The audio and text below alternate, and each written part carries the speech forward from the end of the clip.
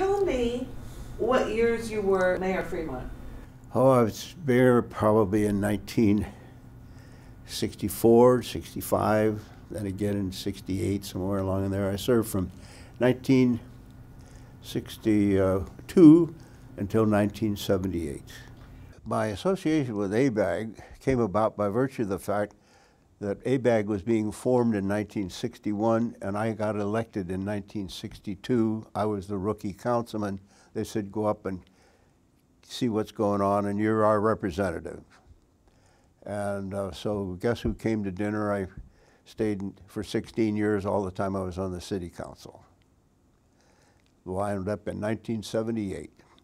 And whenever MTC was founded, which I guess is part of this program. 1971, I was on the first MTC board as well. And I served there, I don't know, 4 or 5 years. And well, I did a bunch of stuff. Well, the way these things happen, the way Fremont came about, was it was a big area in southern Alameda County, but with only 20,000 people. Growth has taken place. Everybody's annexing somebody else. And we were afraid we were going to be annexed by Hayward or someone else. We only had one representative on the Board of Supervisors, so we had no say about what happened anyway. So most people are not motivated by much of anything except fear. And we were afraid as to what was going to happen, and we wouldn't have anything to say about it. So we decided we better form a city, and did, out of 5 little communities, and became a city, planned it very well. ABAG was confronted with the same thing. And it started way back with the Bay Area Council, for a bunch of business people from San Francisco who felt they needed some way to cooperate with one another. And so special districts were being formed by the state with no local representation. You had a water control outfit and an air control outfit and so on.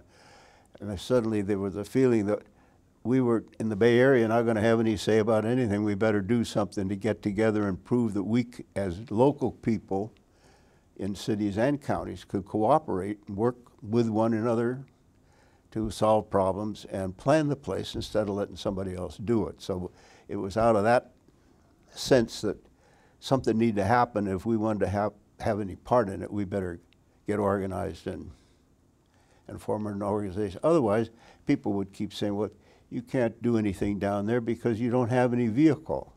There's no way you can do anything. So it didn't take long for all the cities and most of the cities and counties of both all the areas signed a joint powers agreement, I think it's called. And thus ABAG was created and the planning started.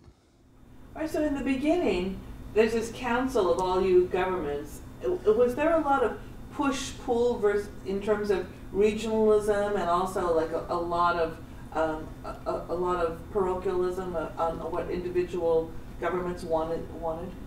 No, there didn't seem to be much of that at all. It's surprising, at least in my recollection, because we all had something in common.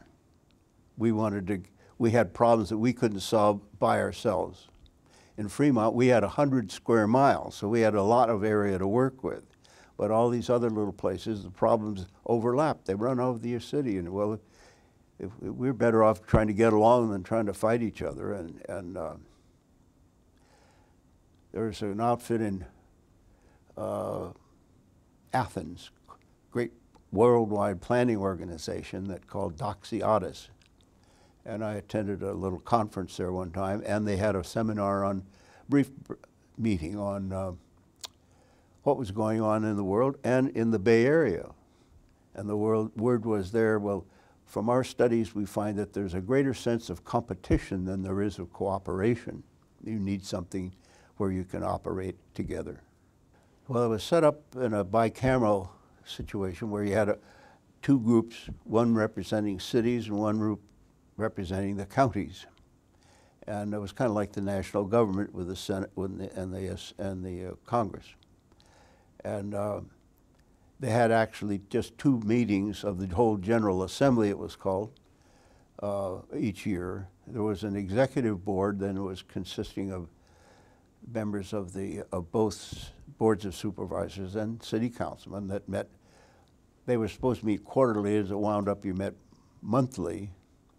Often there were committees to be formed, so you served on a committee, so it could become almost a full-time job if you wanted to. We're talking about 50 years ago. What did the Bay Area look like then, and what were some of the issues that you guys were facing back in 1961? Well, of course, there's always growth.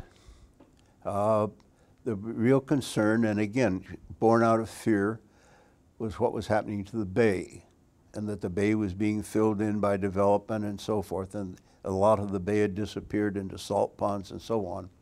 So a special organization was set up, just CDC, Bay Conservation Development Commission, to deal with the issues in the Bay. Transportation was the problem. Highways were still small, but there weren't all that many people. But you could see what was happening, what was going to be coming.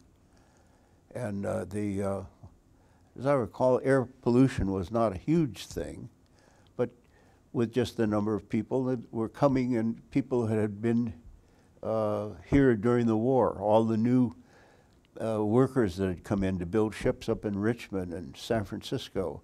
And they were from all over the world, all over the country, and they weren't about to go home. They hit California and they liked it. Well, what are they going to do? Where are they going to live? What kind of places would they have? Where would they get jobs? All of these kinds of things were in front of them, and we just had to figure out how to do something in an orderly way, not just let things happen. So these were the concerns. What kind of public transit was available at that time? Well, you had the Muni in San Francisco, and AC Transit we had some buses. And of course the ferry boats were, not so far in the past, and some of them were still running at the time. But the Nimitz Freeway didn't exist.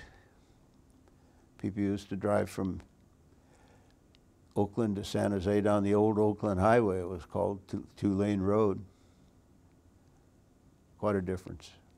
So ABAG is humming along, and then all of a sudden they start talking about the need for MTC. Explain sort of how MTC got started then and why.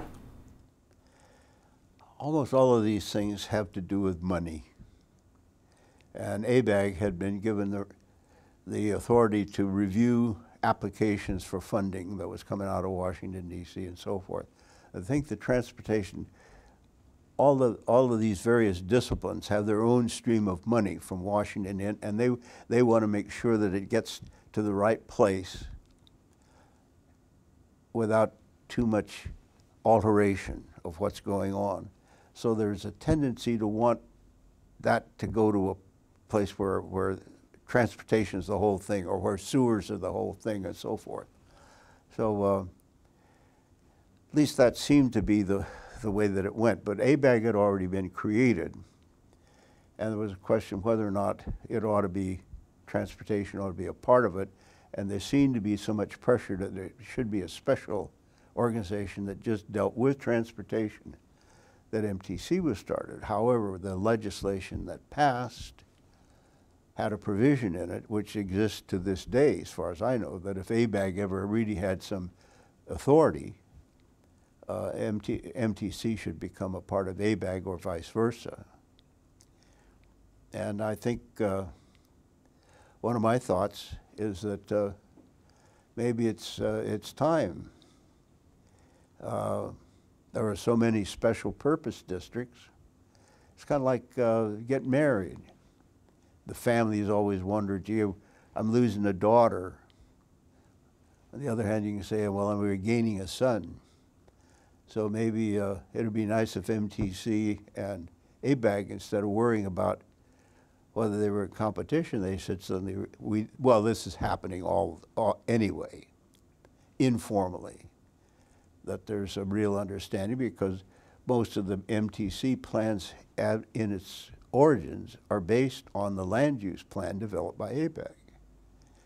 And that has served as a guide, the ABAG plan, for a good many of the organizations. And it's a good idea.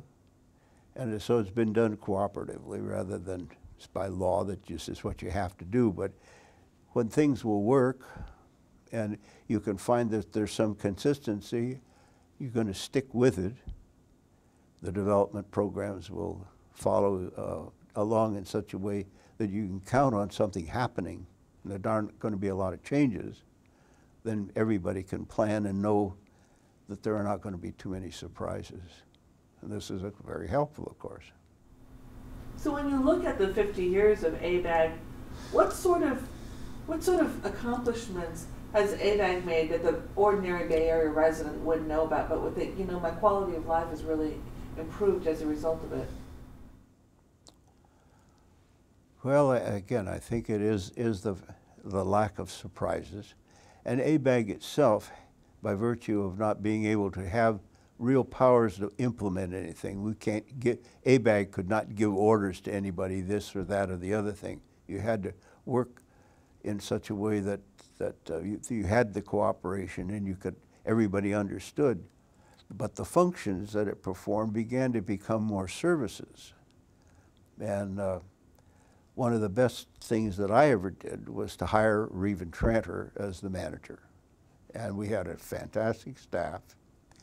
And so they came up with a lot of other activities that are long after I left ABAG, the services that they provided in terms of benefits to cities for insurance programs and so forth. But there are a lot of people that you'll be interviewing that'll give you a lot better information about the details of that.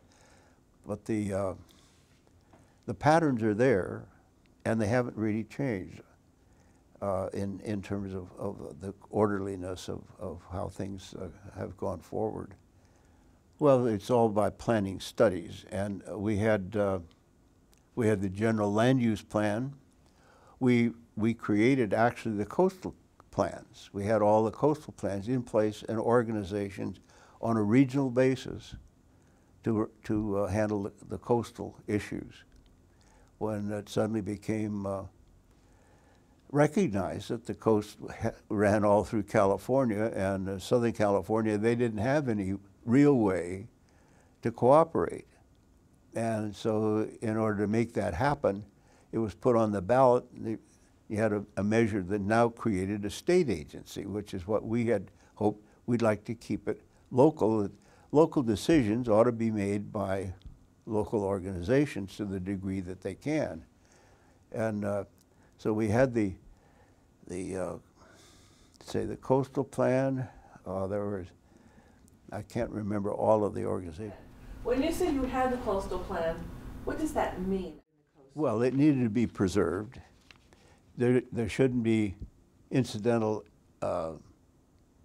construction taking place that was going to limit access by the public to the coast, and just the appearance of the place and the kinds of things that could occur there were all of real concern, because otherwise you have it all built out right up to the ocean the way they do in Florida and all these other places. Nobody can really get to the beach. LA is a lot the same way, so that we had then boards created that consisted of people from the areas of San Mateo and San Francisco counties, similarly with Sonoma and Marin counties, and they had created plans. These were submitted to in cooperation with ABAG staff to make the rules of what you could do and what you couldn't do, and people in those areas agreed that these are all the objectives to keep the coast beautiful and accessible to the public. And well, most all of the things would happen in much the same way. Well, this is what happened. It was, you see, one of the things that did happen, or didn't happen, was the fact that we could never get any approval by the legislature to give ABAG real power to control that its issues and so forth would be binding to anybody else. So it always seems that a multi-purpose agency makes everybody nervous. A single-purpose thing doesn't seem to so badly. So that when we were trying to get the legislation approved, one of the major causes of objection to empowering it was that the boards were not directly elected, that the members were all already elected locally and simply came together to form an organization where they could all cooperate. And it was an odd group of people who were opposed to ABAG, such as the Sierra Club, League of Women Voters, the John Birch Society, a lot of the people for open space and so forth. And the irony of it was that after it was defeated then, but the state plan came through, a lot of the people who were complaining about what happened, say, when the coastal plan, they just picked up ABAG's plan and adopted those, and they'd been very critical of how inadequate they were, simply because they couldn't be implemented. There was no way to make it happen without some authority. It seemed strange at the time, and I don't know whether it's reached a point now where, well, let's look at what's happening nationally. What are people saying? Big government is bad. So take the people, you know, we want to take our country back. Well, maybe regionalism is the way to do that, you know, where you have more of the things that are being decided on a regional basis, and that the people making the decisions about those regions are people that live here, rather than some distant organization, whether it be the state or the federal government. Pretty unlikely, but it's inconsistent with what a lot of people think is a pretty sad situation now. What made me such an enthusiast for ABAG was to see what we had been able to accomplish in Fremont. When we took 5 different towns, little towns, that were competitors, Mission, San Jose, or Centerville, and so forth, and were able to put them all together in one city and do things, and plan the whole city, and build a plan so that it was the third rail. You didn't mess with the general plan of Fremont. And why? Because you take a bit of the fear out. We're always fearful of the future, the unknown. Well, when you have something that's known, that when you buy a house, you can be pretty sure that there isn't going to be an industrial plant across the street. It's going to be all houses, and these uses are going to be concentrated in such a way that they don't want to be bothered. The people don't want to be bothered. And you think about all the entities in Fremont, say the water district, the sewer district, the school district, the hospital district, the mosquito abatement district.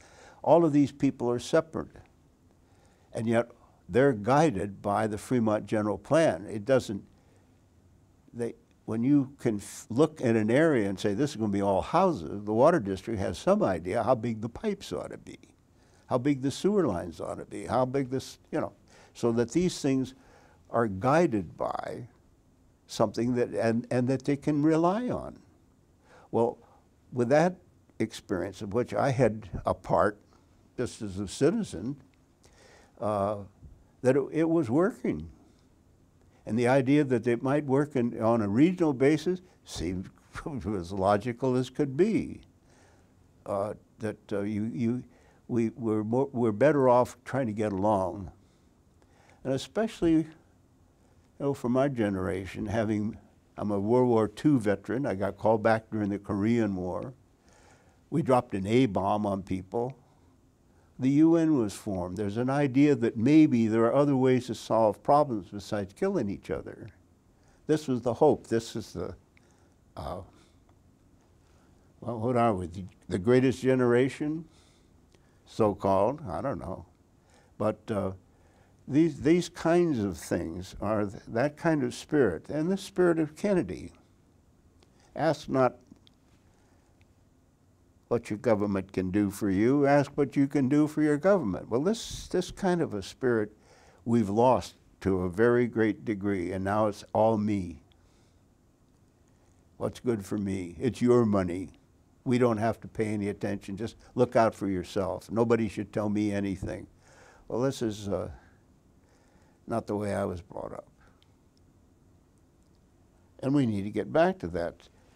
And so maybe it's time. This dinner that's having everybody have a party. Like Solana said, the number of the people that were involved actively in ABAG were also supportive of MTC and served on MTC. My experience with ABAG when we went to had legislation that had been approved by the Assembly year after year to empower a regional organization in the Bay Area, and we could never get it through the Senate. When Reagan was a governor, he had a lot of feelings that things were like big government is too big and so forth, and things that ought to happen. So he divested himself of a lot of things that I think maybe the state didn't want to handle, and said, "Oh, it's a local issue. It's a local problem." Well, we discussed that approach with the governor, with a committee that had been formed by the Bay Area Council, with Don Clausen from the Bank of America leading it. And there were representatives there from Open Space Organization, from Save the Bay organizations and so forth, who were very supportive. I was there as representing ABAG. And had an interesting incident that happened in the length of it, but bottom line was that approach of what we were trying to do of regionalism was that the state shouldn't have to try to handle everything in the Bay Area. And it was consistent with what you think, Governor, isn't that right? And he agreed and said, if that bill gets to my desk, I'll sign it. Well, we lost by 2 votes in the state Senate, and that killed it for quite a long while. One of the peculiarities of that particular event was that I had been switching my clothes between being a nurseryman and being a dress-up political figure or regional planner or whatever. And in the course of my haste to get there, I had thought that my dress shoes were in my car, and they weren't, and I happened to be just put on a pair of tennis shoes in order to get going and so on. I arrived at the governor's office discovering that my shoes were not there, and I walked in wearing my tennis shoes. Don Clausen was a little surprised, and they decided that this was not appropriate. There was a fellow there by the name of Tom Willoughby, who was a staff consultant to the Jack Knox. They concluded that we had the same size feet, we changed shoes. And so when I went in with the committee and was introduced, Stan McCaffrey from the Bay Area Council introduced me then as Tom Willoughby. And I had to explain that I was not Tom Willoughby, that I'm Don Dillon and on ABAG and the Mayor of Fremont, and that I'm merely trying to fill Tom Willoughby's shoes. After we concluded and the governor had given his assurances that he'd sign the bill, well, I went up and told him that about this confusion, and that I had understood that he had a real liking for little old ladies in white tennis shoes, and I thought maybe I might influence him if I wore my white tennis shoes to the meeting, but they wouldn't let me put them on. And so at any rate, he thought it was pretty funny. And I talked to Tom Willoughby just the other day, and he remembered the incident clearly. Lots of people do. It's quite, it's not all of this is hard work. It's kind of fun. And you have a great sense of accomplishment that you made things happen, but there's also the disappointment that all of these ideas don't really come across. But I think we're reaching a point now, from what I understand, that a lot of these special districts currently are beginning to talk to each other more and more informally, and realize that each have something in common, and that where they work together. And it may be not impossible that We take back the government, make it local. That seems to be a great battle cry now. Well, I'm not so sure, but maybe it's a radical thought that we'll take the bad news that all of this negative feeling that there is about government, and that all that I do is pay taxes, and what do I have to show for it? I think there's a real lack of appreciation and understanding of really what happens to all the money and how much good we get out of it. The Bay Area Council was formed right after the World War II, and it was businesses primarily. And they had this regional idea that there needed, I mean, all of these problems that I've talked about in terms of the traffic and that the environment, you know, but it was with a self-interest as well that we might ruin the place to the point where people, it was a disadvantage. People would not want to come to California and so on. And that something needed to be done about it. And so they had finally decided that they would put together an organization. The Bay Area Council revived a program that they had advocated back in 1945. And they were trying to create something that would be called the Golden Gate Authority. And it would be business oriented and so forth. And the legislation was put through for them to be empowered to make rules about a lot of these issues of air conditioned transportation and so forth. It failed at the time to have it as a business organization. So I think that it was from that the Bay Area Council then realized that they needed to have governmental outfits. So they had been real supporters of the major industries in the whole Bay Area, that would just even get common rules that you could have the building permits from one town would be the same as they are in another town, this kind of thing, that would encourage people to come, that they're not always meeting with something that's different, that it comes together. So Bay Area Council has always been highly supportive of a regional organization. What I do remember was that the efforts that ABAG made and its staff, we had a terrific staff that would, for the first time, the management entities of all three airports sat in a room and talked to each other. It was the first time it had ever happened. And there need to be cooperation between the airspace and so forth. So it was these kinds of issues, as I recall. But the details of it I don't know. But, and from what I understand, that airport component is still part of the transportation issues that MTC deals with. Okay. But the pattern, what ABAG creates, is, and I think attempted to do, was to say that these things where they overlap would be better if they really had to talk to each other, all the special districts. And it'd be fascinating if out of this would come that the State Water Quality Control Board, there's 2 or 3 other boards that have been created, waste management and so forth, are all state agencies. Well, maybe they should be abolished, joined in with a regional organization where all of those issues would be dealt with as components of a common plan. Now, how radical can an old man get? You know, and it makes me feel good to think that after all these years, there's still validity to what we worked at. And it's only when we get selfish and we have our turf to protect that we have to maintain that like nobody else can handle water control the way we do, and we don't want anybody interfering with us. The best decision I made was hiring Reven Tranter.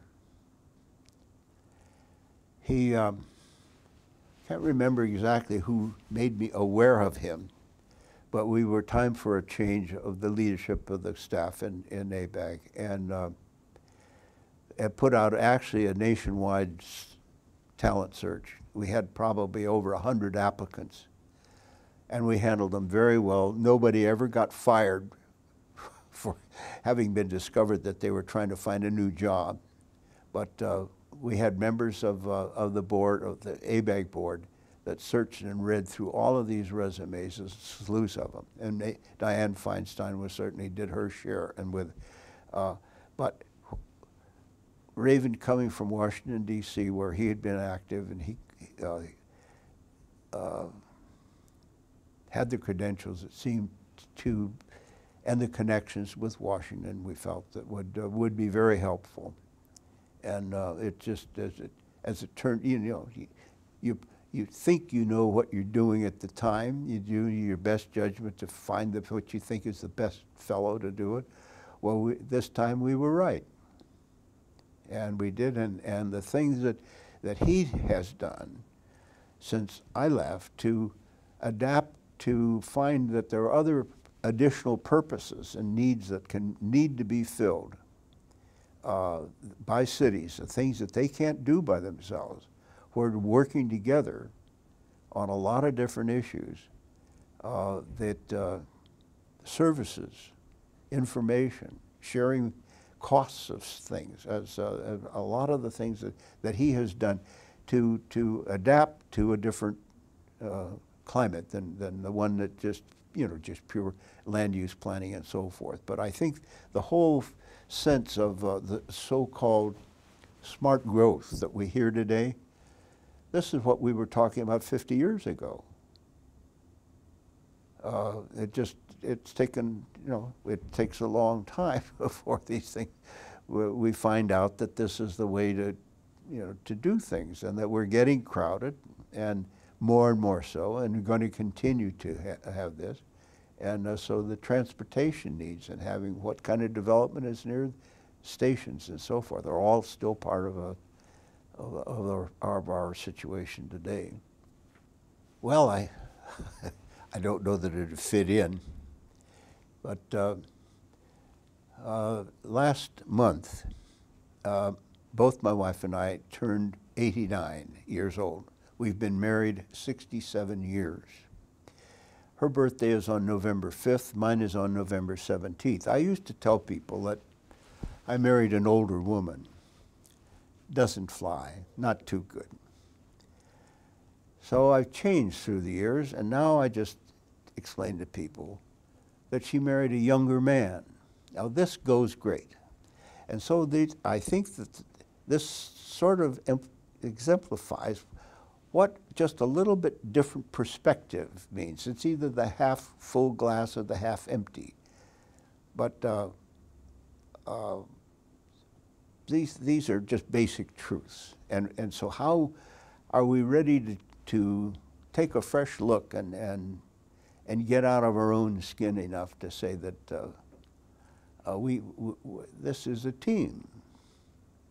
It ought to be a team. And how do we help each other? And in helping each other, we probably help ourselves most of all. Well, I guess there's what goes through my mind, I think, is the disappointment with what I think we might have been able to accomplish beyond what we did. From what I see that has been accomplished is that the purposes of cooperation and planning. Planning wasn't held in very high regard 50 years ago. Plans could always be changed. There was always, you had these lovely pictures of what this was going to look like or that. And when the political and economic pressures would come, well, then the planners would make the exception. And so you'd do something else just because that's where the heat was this current time.